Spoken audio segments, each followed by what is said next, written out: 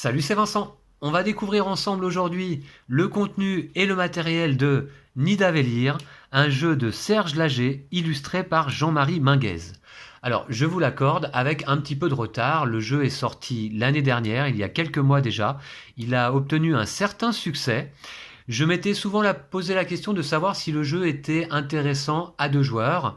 Eh bien, plusieurs d'entre vous notamment m'ont confirmé que le jeu était très bien à deux joueurs, donc j'ai décidé à franchir le pas et à me le procurer.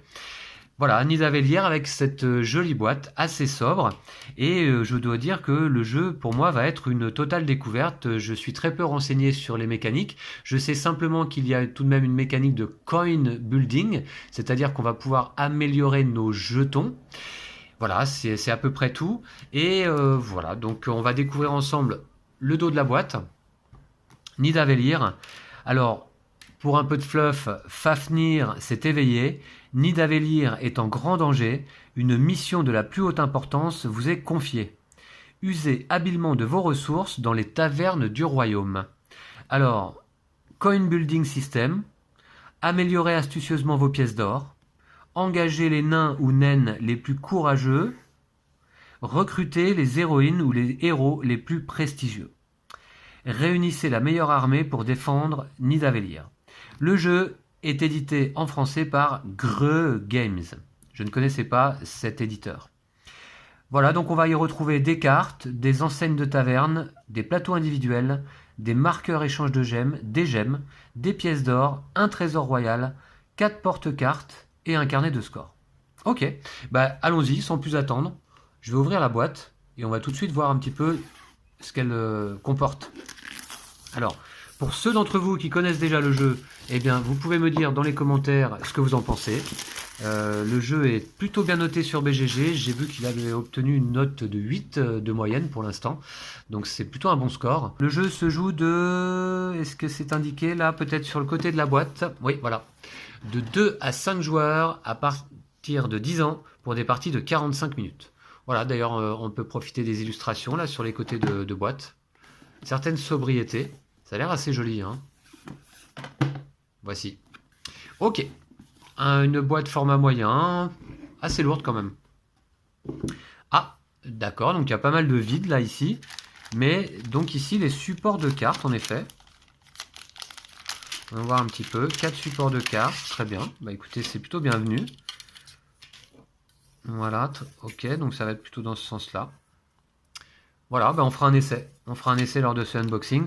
Quelques sachets plastiques. Très bien. Un carnet de score, donc, comme promis au dos de la boîte. D'accord, toujours bienvenu également. 2 paquets de moyennes cartes. Voilà. Ok, on va voir ça ensemble. La règle du jeu, qui se trouve ici. Alors, il y a l'air d'y avoir quelques pages. D'ailleurs, combien de pages en tout? Ah oui, alors il doit y avoir la règle en français et en anglais. C'est une édition double langage, hein, français-anglais. Donc 24 pages ici au total, mais je pense que... Voilà. La règle en français commence où en fait? Turn sequence, tout ça c'est de l'anglais.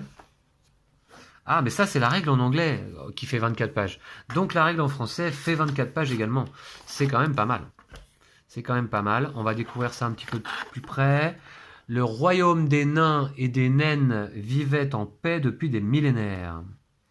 Le but du jeu, les joueurs incarnent des Elvaland, mandatés par le roi des nains pour former une armée capable de vaincre l'infâme Fafnir.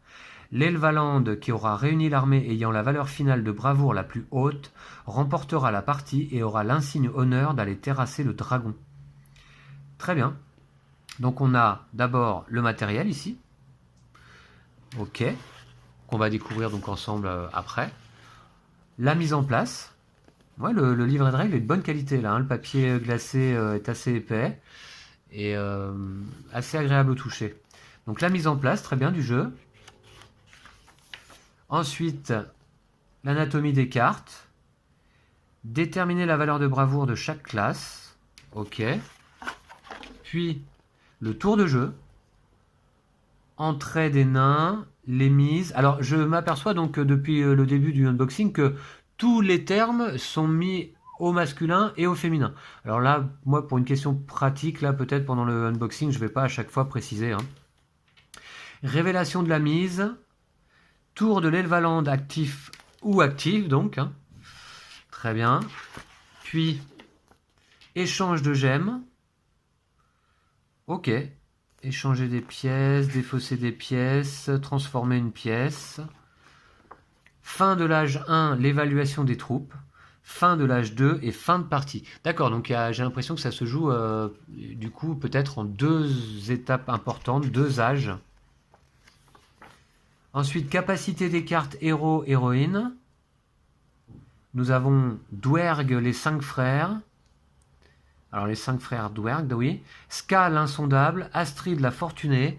Grid, la mercantile. Uline, la voyante. Ilude, l'imprévisible. Trude, la chasseuse de tête. Ok. Les cartes héros guerriers. Kral le vénal. Tara, frappe fatale. Aral, serre d'aigle. Dagda, l'explosive. Égur, point d'acier. Bonfur, le tyrannique. Il y en a pas mal, hein. Alors ça, c'est les héros guerriers. Là, nous avons les héros mineurs. Zoral le contremaître, Ouria l'insaisissable, Idune la furtive, Logdur, cœur cupide. Pas mal d'imagination. Les contes et légendes de Nidavellir. Alors ça, j'aime bien quand il y a une histoire, en fait, comme ça, hein, qui fait référence donc à l'histoire du jeu. Ok, on retrouve l'ensemble des personnages dont je viens de lire les noms. Voilà, avec des belles illustrations pour chacun et chacune. Ok, un glossaire. Un beau livret de règles, franchement, et une aide de jeu au dos. Très bien. Un très très beau livret de règles, là, de très bonne qualité. En français et en anglais, donc. Et ensuite, donc, du dépunchage. Bah, ça va être principalement ça, désormais. Alors, bah, on va voir ça ensemble d'un petit peu plus près. Les pièces. Alors, on va voir tout de suite la qualité. Ouais. Pas mal. Pas mal, pas mal. Ok. De bonne qualité, recto verso. Là, une pièce de valeur 6. Et des belles pièces, hein, en effet. Hein. Ok. Puis différentes choses. Alors là, certainement un plateau joueur. Je vais le dépuncher là avec vous. Ok, non, c'est pas dans ce sens-là. C'est dans ce sens-là. Donc on va y poser nos pièces à proximité. Ok, bon, on va voir ça. Recto verso aussi, hein, avec une illustration au dos. Ça, c'est toujours une bonne chose. Là, des gemmes peut-être. Ouais. Des jolis jetons là, ici, dans ce jeu. Très bien. Donc ça, c'est vu. Ensuite, la même chose pour un autre joueur. Alors, c'est peut-être plutôt le numéro de joueur, là, j'ai l'impression, hein, peut-être. Hein. Ok, des pièces de différentes valeurs, j'imagine, au dos, hein, voilà. 2, 3, 4, 5, 7, 8. Là, 0 ou un effet spécial. Très bien. Ok, bah, je vais me faire plaisir à dépuncher, hein, j'aime ça. Et à ranger donc tous les éléments dans les sachets plastiques qui sont fournis. J'espère qu'il y en aura assez. Sinon, j'en ai d'autres en réserve, évidemment. Là, ici, pas mal d'autres pièces. Voilà, toutes numérotées. Ok. Là, ici, enfin, ce sont ce qu'on appelle, donc je vais récupérer les règles, des blasons de taverne, non, je ne sais plus exactement. Les enseignes de taverne. Voilà, c'est ça. Ok, donc je vais en dépuncher une, tiens. Voilà. Voilà une enseigne. Très bien. Et alors, je vois tout de suite là certains éléments qui vont permettre de fabriquer quelque chose pour porter les pièces. Alors, je ne le ferai pas là pendant le unboxing, on découvrira ça pendant la partie. Mais donc, c'est ce qu'on retrouve là au dos de la boîte, je vais vous montrer. On le voit là au dos de la boîte. Non, je suis même pas sûr. Bah non, il le montre pas, tiens, c'est étonnant ça. C'est étonnant qu'il ne le présente pas. On va peut-être le trouver dans les règles. Je regarde à nouveau. Voilà, un porte-jeton en fait. Hein. Voilà ici. Je sais pas si vous le voyez bien. Là. Donc j'aime bien le principe. Ok. Bah voilà, et puis maintenant, on va regarder les cartes ensemble, hein. Ce unboxing va être assez court, hein, parce qu'il n'y a pas énormément non plus de matériel, principalement des pièces d'or, les quelques jetons que l'on a vus, et pas mal de cartes quand même, hein. Alors, on va découvrir ça. Alors, ok, le dos. Ah, très bien. J'aime bien regarder le dos des cartes d'abord, quand j'y pense. Ok, vous voyez un petit peu, là, on a deux dos différents. Ok. Alors, carte, ouais, plutôt de bonne qualité. Le format est moyen. Alors d'ailleurs, qu'est-ce que c'est comme format ça? Bon, je compte pas les sliver de toute manière, hein, mais c'est un petit format. C'est pas du small, c'est pas du mini, c'est pas du standard, c'est entre les deux. Donc je suis pas sûr d'ailleurs qu'il existe vraiment des sleeves à ce format pour protéger les cartes. Bon, de toute façon, moi je le ferai pas.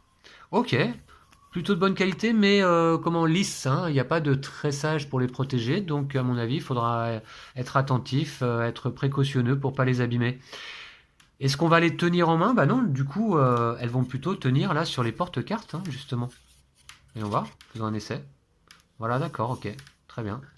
Ça tient bien droit comme ça. Voilà, pas mal, pas mal. Ok, ben, on va découvrir les personnages, des cartes assez sobres finalement. Quelques symboles, assez discrets, j'allais dire, enfin pas nombreux. Et puis une petite valeur là en bas. Ok, donc on va se faire plaisir, on va regarder les illustrations. Qui sont quand même assez chouettes là, en noir et blanc. Ok, donc là c'est les mêmes personnages qui reviennent avec d'autres effets peut-être. Oui, à chaque fois avec des effets différents en haut, hein. C'est peut-être l'amélioration des personnages, hein. Là les guerriers sans doute. D'accord. Je passe du coup un peu plus vite puisqu'il n'y a que les symboles qui changent, les illustrations restent les mêmes. Les mineurs. Ok. Très bien, alors là je ne sais plus quelle classe c'est exactement. Les explorateurs peut-être puisqu'ils ont des longues vues. Ok, très bien. Ah, les cartes de coffre. Coffre de pièces d'or plus 5. Ok. Là les héros je pense. Ça c'était les nains que l'on pouvait recruter. Ça ce sont les héros. Bonfur, Égur, Dagda, Aral, Kral, Tara. Alors, donc, c'est un jeu à l'inspiration celte, hein, j'ai l'impression, hein, dans les légendes celtes. Il me semble, hein, si je dis pas de bêtises. Logdur, Zoral, Idun, Uria, Astrid, Dwerg. Ok. Les 5 frères Dwerg, donc. Les voici. Trud, Illud, Ska, et puis Ulin et Grid. Ok, bah on a des jolies cartes là, ça me fait envie. J'ai hâte en fait de découvrir le livre la lecture du livret de règles là, qui a l'air bien fait. Il y a l'air d'y avoir quand même quelques règles. Là à nouveau, on a d'autres cartes. On retrouve les mêmes personnages. Très bien.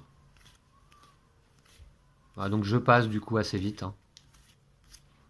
Alors j'ai l'impression qu'on va donc améliorer nos jetons, mais est-ce qu'on va améliorer nos cartes aussi du coup? À voir.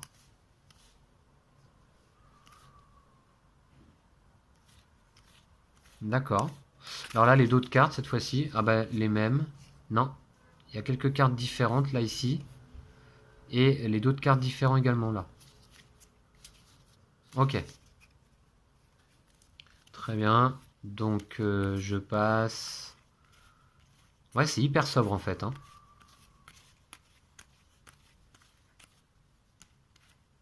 Voilà. Personnage.